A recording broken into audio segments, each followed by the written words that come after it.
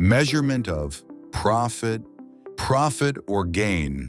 Arising from business activities, it can be measured as follows. Profit equals revenue minus cost.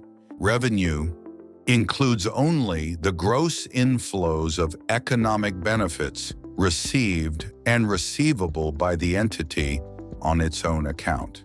Amounts collected on behalf of third parties such as GST, sales taxes, goods and services taxes, and value-added taxes, these are not economic benefits, which flow to the entity and do not result in increases in equity.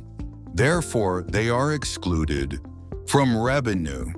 Similarly, in an agency relationship, the gross inflows of economic benefits include amounts collected on behalf of the principal and which do not result in increases in equity for the entity.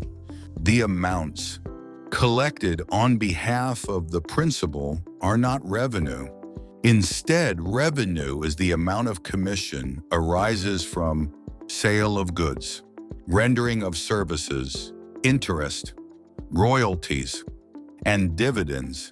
Revenue is recognized only when it is probable that the economic benefits associated with the transaction will flow to the entity. Cost includes expenses incurred for regular business activities. Generally, it is classified as manufacturing expenses, administrative expenses, selling expenses.